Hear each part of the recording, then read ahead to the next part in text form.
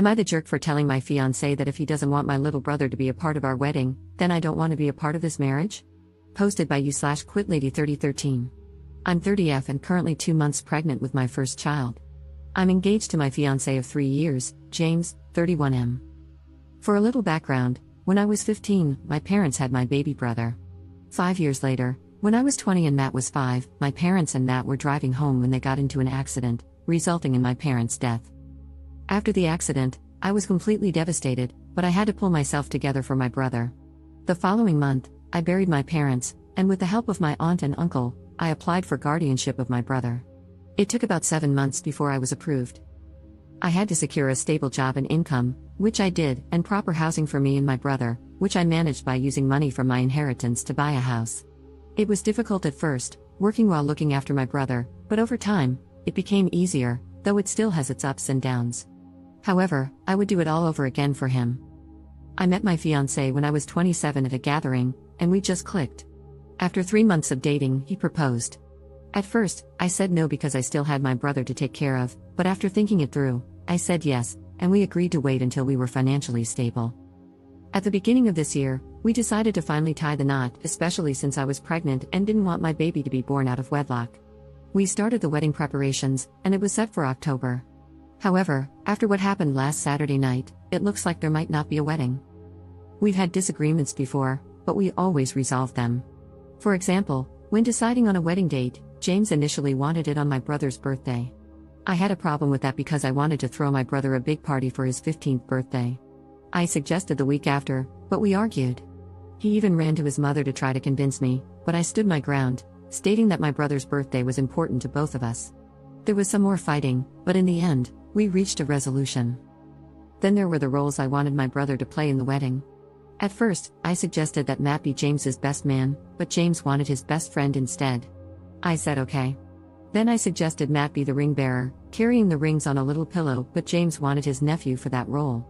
Again, I said okay and let it go. On Saturday morning, I was watching a TikTok video where a bride asked her male best friend to be her man of honor, and I thought it was sweet. So, I decided to suggest it to James. That night, when he came home, I was in the kitchen while my brother was at a sleepover at his friend's house.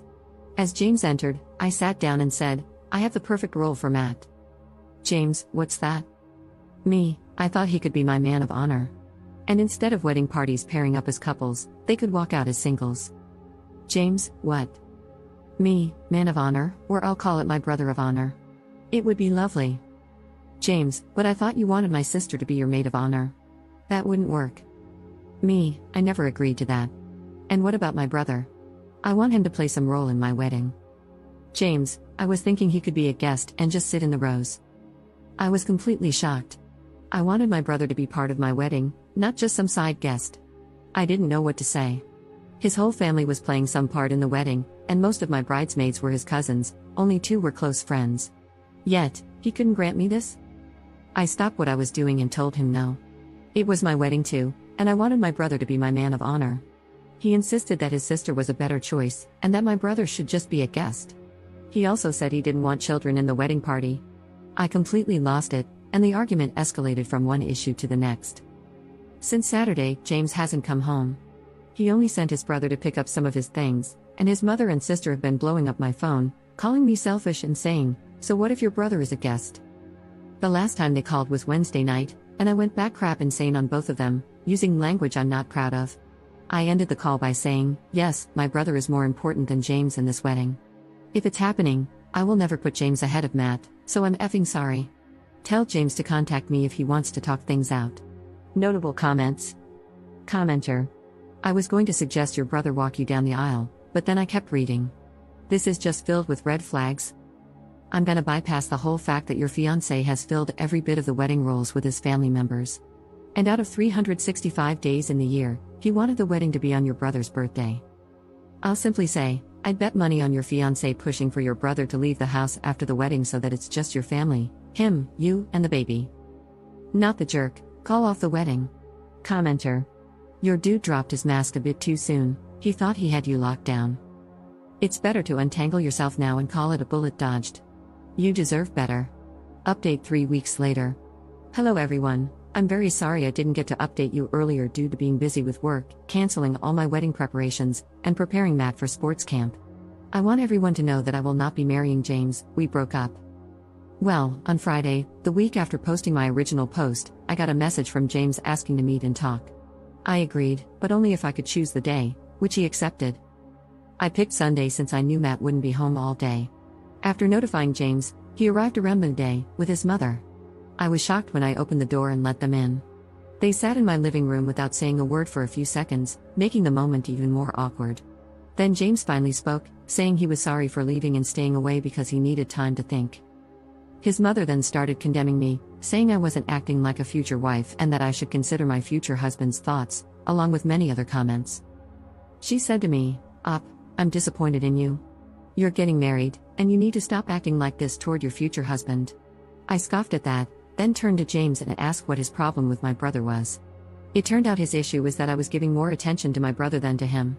He sat there silently for a while before finally stating that he wanted a life with me and our unborn child, but not with Matt. I felt utterly disgusted as he continued, explaining that after the wedding and the baby's birth, he thought he could convince me that raising both a baby and a teenager would be too difficult for us. He said it would be best for me to send Matt to live with my uncle and aunt, though he would allow me to continue supporting Matt financially. I was completely shocked. Before he could say anything else, I told him, sorry, but no, that isn't happening. My brother isn't going anywhere. I stood up, took off the ring, handed it back to him, and told him it was over. Both he and his mother immediately started arguing, saying I didn't have to do that, and that I would regret my decision. James began crying, begging me to reconsider, but I simply walked to the door, opened it, and gestured for them to leave. A few minutes passed before they finally walked out, with James still crying and pleading while his mother called me nasty names. Later that evening, his sister and mother blew up my phone, cursing me out. I only responded to tell them to have James come pick up his remaining belongings. There are a few things I would like to respond to. 1. I saw many asking why I didn't choose Matt to walk me down the aisle. I gave my uncle, my father's older brother, the role because, after the funeral, he was there helping me obtain guardianship, and has been there over the years for both me and Matt. 2. Many of you advised me to terminate so I wouldn't have any ties to James, but I'm sorry, I had to think it through, and I don't want a termination. I decided to carry the baby to full term. 3. As many of you stated, I should sit down and talk to my brother to see if James ever mistreated him when I wasn't around, which I did. However, he said no, that James mostly ignored him, and he did the same. Plus, I also told him that the wedding is off. Relevant comments. Commenter. Get a lawyer now or leave the state before the baby is born. You do not want to deal with these people any more than absolutely necessary. Ops response. I will consider those options, but right now, I will focus on the pregnancy, my health, and my brother. Commenter. You've absolutely done the right thing in protecting Matt. But my question now is, what are you going to do about the baby since you're carrying to term? Are you going to give the baby up for adoption? Are you going to try to co-parent with James and his crazy family, who he clearly can't keep out of his business? Ops response. Thank you, but it's a no for adoption. If James doesn't step up, I've already raised a child alone, and I can do it again. Commenter. The problem isn't whether James steps up or not, he'll fight for custody because of his mother, and once he has some, your kid is going to spend 100% of James's custody time with his harpy mother, who will be feeding them a whole lot of lies about you, directly. This is going to be very, very hard for you to avoid because if he fights for custody, even across state lines, he will almost definitely get it. Once the kid is in his custody, he will let his mother do whatever she wants. And if he's taking the kid out of state every summer, all summer, you have a very real problem on your hands regarding what they're going to tell them about you for 2 solid months. I'm not telling you what to do regarding the pregnancy, but you are signing up for decades of misery dealing with these people, and they very well might succeed in turning your own kid against you. Imagine your 10-year-old coming home after 2 months of being raised by your not mother-in-law, crying, I don't get to have 2 parents because you love your brother more than me or daddy. Because that will happen. Ops response. I honestly get where you're coming from, but I'm prepared to fight tooth and nail to get full custody. I'm taking screenshots of the messages his mother and sister are sending me, and I'm planning to seek out a lawyer and begin the process. So, thank you for your concern. Second update 6 months 2 weeks later. Hello everyone, first and foremost, Happy New Year. It has been a while since my last update, but I'm back to provide some news. I want everyone to know that I gave birth to a beautiful baby boy whom I named after my father, and things have been going well between me and the baby. Matt is excited to have the baby around. My uncle and aunt were present during my labor and delivery, and the day after my son was born, James and his parents visited the hospital. However, I only allowed James to see our son. According to my aunt, James's mother attempted to make a scene but was quickly silenced by my uncle, who threatened her with police action. My aunt and uncle moved in after my discharge and will stay with me until June. That isn't the only update I want to share. Last Friday, James came over to see the baby after asking to talk. He asked if there was ever a chance for us to get back together, to which I immediately said no, telling him that the day I returned the ring was the last time we had a romantic relationship and that all I'm looking for and hoping for from him is a co-parenting relationship. It took 10 minutes before he reacted, but he agreed and left. So, I'm currently looking for and scheduling meetings with lawyers to establish a suitable co-parenting schedule for us, which I hope he agrees to. Aside from that, I'm looking forward to raising and providing for my baby and Matt so they can have the best life possible. I'll keep everyone posted on any updates, and once again, thank you for all of your comments and support. Notable comments. Commenter.